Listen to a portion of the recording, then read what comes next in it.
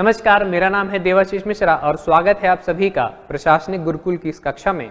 और आज का जो हमारा विषय है वो है न्यायाधीशों का सुनवाई में भाग ना लेना। तो क्या ऐसा न्यायाधीश कर सकते हैं कि किसी सुनवाई से अपने आप को अलग कर लें? जी हाँ, बिल्कुल, न्यायाधीश किसी भी सुनवाई से अपने आप को अलग कर सकते हैं। ऐसे बहुत सारे मामले हुए हैं, उनकी चर्चा करेंगे। हाल ही में क्यों ये विषय चर्चा में रहा है और क्या है इससे संबंधित विधिक प्रावधान, आइए देखते हैं। हाल ही में न्यायाधीशों के द्वारा सुनवाई से अलग करने का मामला देखा गया बिल्किस बानो द्वारा एक दायर याचिका में। बिल्किस बानो जो वाद है 2002 के गुजरात दंगों से जुड़ा हुआ है और ये गुजरात दंगों के दौरान सामूहिक बलात्कार की पीड़िता हैं बिल्किस बानो, और इनके द्वारा एक रिट दायर की गई कि सामूहिक बलात्कार में जो अपराधी 11 व्यक्ति थे उनको हाल ही में गुजरात सरकार के द्वारा छोड़े जाने का निर्णय लिया गया। और गुजरात सरकार ने यह तर्क दिया कि ये अपनी सजा के 14 वर्ष पूरे कर चुके हैं। 2008 में इनको सजा दी गई थी, 2022 में इनके 14 वर्ष पूरे हो गए। ये अपने सजा के 14 वर्ष पूरे कर चुके हैं और इनका आचरण उस कारावास अवधि में अच्छा रहा है, इस कारण से हम इनको छोड़े जा रहे हैं। और इसके ऊपर यह भी आरोप लगा कि ऐसा तो नहीं कि आज़ादी के अमृत महोत्सव में जो घोषणा की गई थी कि कई विचाराधीन कैदियों को छोड़ा जाएगा जिनके अपराध इतने गहन नहीं है, उसके अंतर्गत तो नहीं छोड़ा गया है। तो गुजरात सरकार ने यह स्पष्ट किया है कि नहीं, ऐसा नहीं है, बल्कि गुजरात की एक अपनी नियमावली है। उस नियमावली में ऐसा पाया गया है कि अगर अपनी सजा के 14 वर्ष पूरा कर चुका और उसका आचरण अच्छा है तो उसको समाज की मुख्य धारा में शामिल होने का अधिकार मिलना चाहिए। इसी के विरुद्ध ये याचिका दायर की गई थी कि इन अपराधियों को पुनः जेल में डाला जाना चाहिए। ऐसे में एक न्यायाधीश के द्वारा अपने आप को सुनवाई से अलग कर लिया गया। हालांकि पहले भी सर्वोच्च न्यायालय के एक न्यायाधीश ने इस सुनवाई से अपने आप को अलग किया। सर्वोच्च न्यायालय के अलावा कई मामलों में उच्च न्यायालयों में भी ऐसे मामले देखने को मिलते हैं। जैसे कि पहले भी पश्चिम बंगाल विवाद में हाई कोर्ट के सुप्रीम जज ने, यानी हाई कोर्ट के जो मुख्य न्यायाधीश थे, उन्होंने अपने आप को सुनवाई से अलग कर लिया था और ये आरोप लगाया था उनके ऊपर ममता बनर्जी की पार्टी ने कि ये न्यायाधीश भाजपा से मिले हुए हैं। अब इस आरोप के ऊपर जुर्माना लगाया गया और ये भी कहा गया कि इस तरीके की चीजें न्यायपालिका की निष्पक्षता को कम करती हैं। इसके अलावा एक और वाद तेलंगाना और आंध्र प्रदेश के वाटर डिस्प्यूट को लेकर था, जिसमें उस समय के भारत के मुख्य न्यायाधीश NV रमन्ना ने अपने आप को सुनवाई से अलग कर लिया था। और हालिया मामला बिल्किस बानो के बाद में एक हमको और देखने को मिलता है, जिसमें तीस्ता सीकलवाड़ की जमानत के मामले में भी एक न्यायाधीश ने अपने आप को सुनवाई से अलग कर लिया। तो क्या है इसकी विधिक प्रक्रिया और क्यों न्यायाधीश अपने आप को अलग कर लेते हैं सुनवाई से? क्या उनका ये अधिकार है? इस पर प्रश्न किया जा सकता है या नहीं, आइए समझने का प्रयास करते हैं। न्यायाधीशों द्वारा सुनवाई से इंकार करने का जो तकनीकी शब्द आपको अधिकतर देखने को मिलेगा वो है जुडिशियल रिक्यूजल या जुडिशियल डिस्क्वालिफिकेशन, भी आपको कई जगह इसको देखने को मिलता है। और ये जो मामला लिया गया है ये विधि की प्रक्रिया से प्रेरित है। विधि की सम्मत प्रक्रिया का मतलब है कि कोई भी अपने मामले में खुद न्यायाधीश नहीं हो सकता है। यानी अगर आपसे सम्मित कोई मामला चल रहा है तो वहां कोई तृतीय पक्ष जो कि इस पूरे मामले से अनजान है, निष्पक्ष है, उसको जानकारी नहीं, वही न्यायाधीश हो सकता है। आप अपने मामले में खुद न्यायाधीश नहीं हो सकते। इसी को आधार बनाया गया न्यायाधीशों द्वारा सुनवाई में इंकार करते समय। तो ये विधि की सम्मत प्रक्रिया से रिलेटेड मामला है, ये शब्द जरूर ध्यान रखिएगा। कोई भी अपने मामले में स्वयं न्यायाधीश नहीं हो सकता है। विधिक कार्यवाही या आधिकारिक कार्यवाही में भाग लेने से अनुपस्थित रहने से संबंधित है। यानी अगर किसी मामले से संबंधित विधिक कार्यवाही चल रही है या आधिकारिक कार्यवाही चल रही है तो कोई भी न्यायाधीश अगर चाहे तो स्वयं उस सुनवाई से हट सकता है। और पीठासीन न्यायालय के अधिकारी या प्रशासनिक अधिकारी के बीच अगर मतभेद है तो भी न्यायाधीश सुनवाई से इंकार कर सकता है। यानी जो न्यायालय है और अधिकारी, प्रशासनिक अधिकारी है, उसके बीच में अगर कोई कन्फ्लिक्ट होता है, हितों का टकराव होता है, तो उसको लेकर भी न्यायाधीश हट सकता है। तो किस प्रकार के हितों के टकराव के स्थितियां बनती हैं, क्या क्या विकल्प हैं, आइए देखते हैं।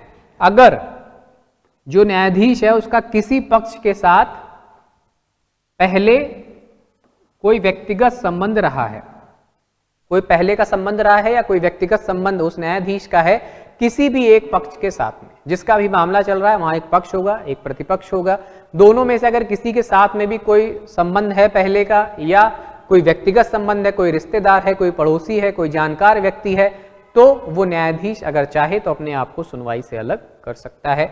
दूसरा, जितने भी शामिल पक्ष हैं उसमें से एक के लिए अगर कोई वकील पेश किया जा रहा है या गैर वकील है, उसके साथ कोई एक तरफा संबंध है, यानी मामले में जितने भी पक्ष हैं उसमें से जो वकील पेश किया जा रहा है वो हो सकता है न्यायाधीश का बेटा हो, तो चाहे तो न्यायाधीश अलग कर सकता है कि वकील के साथ हमारा संबंध है। किसी भी प्रकार का संबंध, जरूरी नहीं है कि पारिवारिक संबंध भी हो, क्योंकि इसमें गैर वकीलों के साथ यानी उस पक्ष में और भी बहुत सारे ऐसे लोग जुड़े हुए होते हैं, तो अगर वो भी अगर न्यायाधीश से व्यक्तिगत रूप से मिलते हैं और उसको कोई प्रलोभन देते हैं, न्यायाधीश को भ्रष्ट करने का प्रयास करते हैं, तो उस प्रक्रिया को शुरू होने से पहले ही न्यायाधीश चाहे तो उस सुनवाई से अपने आप को अलग कर सकता है।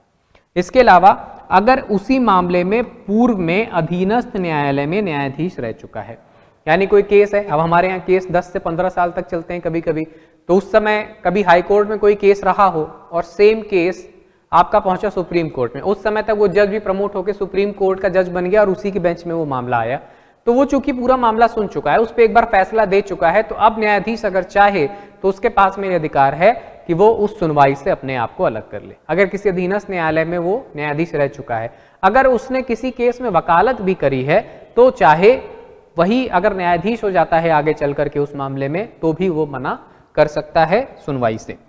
इसके अलावा अगर किसी कंपनी से संबंधित मामला है, अगर किसी कंपनी का कोई वित्तीय विवाद का मामला चल रहा है और न्यायाधीश की उस कंपनी में शेयरधारिता है, अंशधारिता है, तो वो चाहे तो अगर उद्घोषणा कर रहा है कि हाँ मेरी शेयरधारिता है, तो नैतिक अधिकार उसका नहीं रह जाता है कि वो वहां पे सुनवाई करे। हालांकि अगर वो उद्घोषणा नहीं करता है कि मेरी कंपनी में शेयरधारिता है, तो जब तक वो आधिकारिक उद्घोषणा नहीं कर रहा है वो निष्पक्ष रूप से मामले को सुन सकता है। लेकिन अगर उसने उद्घोषणा कर दी कि हाँ ये कंपनी संबंधित मामला है, इसमें मेरी शेयरधारिता है, इसलिए मैं इसकी सुनवाई में भाग नहीं लेना चाहता हूं और मैं सुनवाई से इसकी इनकार कर रहा हूं, अपने आप को इससे अलग कर रहा हूं, तो ये पूर्णतः नैतिक माना जाएगा। इसके अलावा पक्षों के बारे में अति व्यक्तिगत जानकारी, अगर किसी पक्ष के बारे में अति व्यक्तिगत जानकारी है या पहले कभी किसी कार्यालय में साथ में काम किया है, कोई दूर के पारिवारिक संबंध हैं या कुछ सामाजिक संबंध ऐसे हैं जिसके माध्यम से मामले के प्रभावित होने की संभावना है, मामला निष्पक्ष नहीं रह जाएगा, ये पूरी संभावना है, ऐसी स्थिति में वो न्यायाधीश चाहे तो सुनवाई से इनकार कर सकता है। ये सारी स्थितियां बनती हैं कि न्यायाधीश सुनवाई से इनकार करे या ना करे।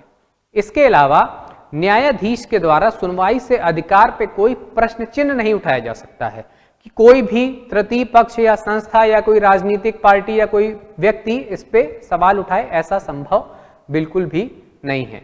और ना ही किसी पक्ष के द्वारा इस पे न्यायाधीश से प्रश्न किया जाएगा कि आपने क्यों छोड़ा। ये न्यायाधीश के ऊपर है कि वो चाहे तो स्पष्टीकरण दे, चाहे तो स्पष्टीकरण ना दे। आइए देखते हैं कि न्यायाधीशों के द्वारा जो सुनवाई से इनकार किया जाता है उसके वास्तव में उसके नियम क्या हैं। तो औपचारिक रूप से ऐसा कोई भी नियम नहीं है, ऐसा कोई भी औपचारिक रूप से नियम नहीं है, लेकिन ये एक न्यायिक सिद्धांत है कि कोई भी अपने मामले में न्यायाधीश नहीं हो सकता। और दूसरा कि अगर आपको लग रहा है न्यायाधीश के तौर पे कि ये आप किसी पक्ष की तरफ झुक सकते हैं इसमें, तो आप चाहें तो अपने आप को सुनवाई से अलग कर लें। तो ये प्राकृतिक न्याय के सिद्धांत के अनुसार होगा। तो कोई औपचारिक नियम नहीं है इसका, लेकिन कई सारे सर्वोच्च न्यायालय के जो निर्णय आए हैं उसमें इसका स्पष्टीकरण दिया गया है। स्पष्टीकरण में यह कहा गया है कि जो पक्ष हैं उसमें से अगर किसी पक्ष के मन में पक्षपात की संभावना की आशंका है और वो ये डिमांड कर रहा है कि नहीं न्यायाधीश को हटा दिया जाए क्योंकि ये हमारे साथ पक्षपात कर सकता है, तो ऐसी स्थिति में न्यायाधीशों का ये नैतिक उत्तरदायित्व होता है कि वो चाहे तो सुनवाई से अपने आप को अलग कर ले। बाध्यता नहीं है उसके ऊपर, लेकिन ये एक नैतिक उत्तरदायित्व के रूप में माना जाता है, एक परंपरा के रूप में माना जाता है कि न्यायपालिका की शुचिता को बनाए रखने के लिए न्यायाधीश ऐसा कदम उठा सकते हैं, लेकिन ये बाध्यकारी उनके ऊपर नहीं है।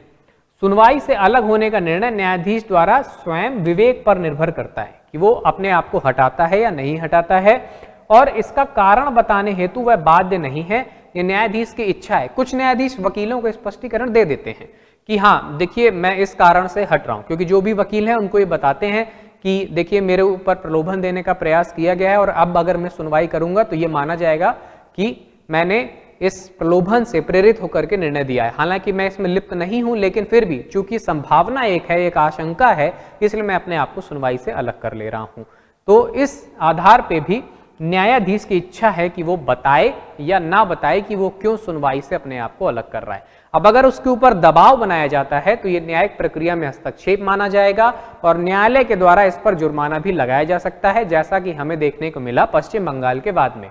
वहां पे जब न्यायाधीश के ऊपर यह आरोप लगाया गया कि भाजपा पार्टी से मिले हुए हैं, तो वहां पे ममता बनर्जी की पार्टी के ऊपर जुर्माना लगाया गया था, क्योंकि इसको न्यायपालिका की प्रक्रिया में हस्तक्षेप माना गया था। इसके अलावा अन्य पक्षों, वकीलों द्वारा भी अनुरोध किया जा सकता है। एक तो न्यायाधीश खुद हट सकता है, उसको लग रहा है, उसका नैतिक उत्तरदायित्व, उसको लग रहा है कि नहीं, हम नहीं यहाँ पे निष्पक्ष निर्णय दे पाएंगे। इसके अलावा उस वाद में जो पक्ष हैं या जो वकील हैं वो भी अनुरोध कर सकते हैं कि इन न्यायाधीश की जो उपस्थिति है उससे ये मामला प्रभावित हो सकता है, निष्पक्ष नहीं रह सकता है, तो वो भी अनुरोध करके न्यायाधीश को हटाने की बात कर सकते हैं। और अगर एक बार अलग होने का अनुरोध किया गया तो न्यायाधीश के पास पूरा अधिकार होता है कि वो उसे वापस ले या ना ले।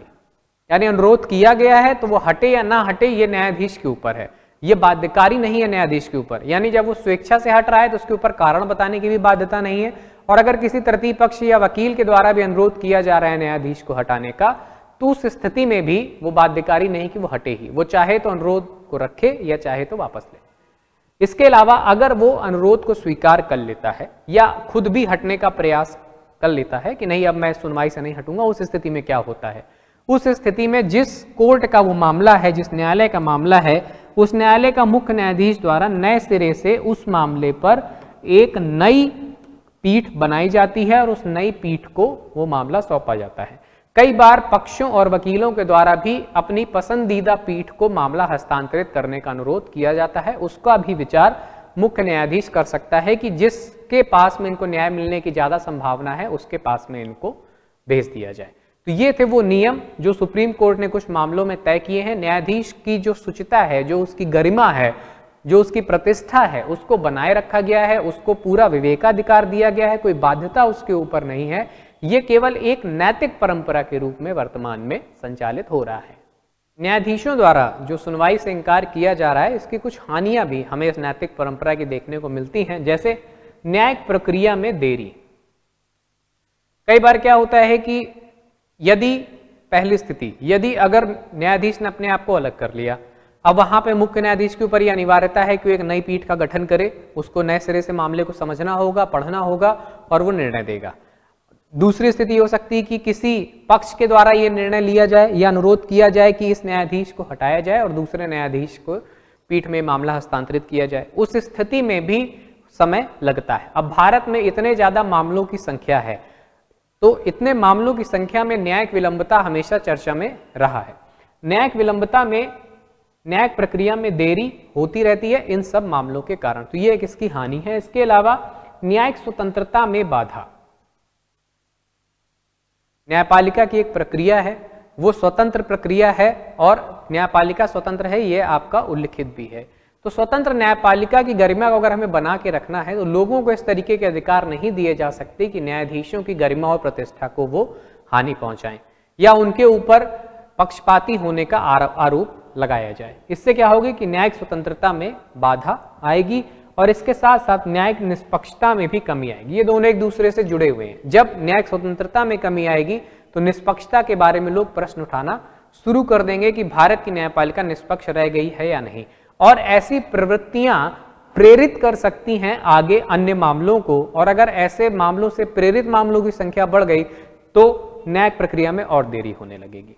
तो ये एक नैतिक कर्तव्य के तौर पे कई बार न्यायाधीश कर लेते हैं, लेकिन इसको परंपरा नहीं बनना देना है, इसको एक प्रवृत्ति नहीं बनने देना है कि सतत प्रवृत्ति हो रही है कि हर आदमी जा करके नहीं, ये न्यायाधीश ठीक नहीं है, अब हमको दूसरे न्यायाधीश से कराइए।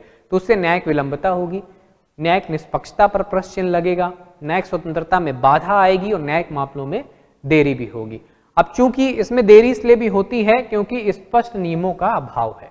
स्पष्ट नियमों का अभाव के कारण भी न्यायिक निष्पक्षता हमेशा प्रभावित होती है और न्यायाधीश जब सुनवाई से अलग कर लेते हैं तो चूंकि एक नियमावली नहीं है कि क्यों अलग कर रहे हैं, कितने नहीं अलग कर सकते हैं या कितने स्तर बाद अलग कर सकते हैं या निर्णय के बाद उस पर क्या प्रक्रिया हो सकती है, इसके मामलों में नियम नहीं है स्पष्ट, इस कारण से भी ये सारी दिक्कतें देखने को मिलती हैं। आज की कक्षा में जुड़ने के लिए आप सभी का हार्दिक धन्यवाद।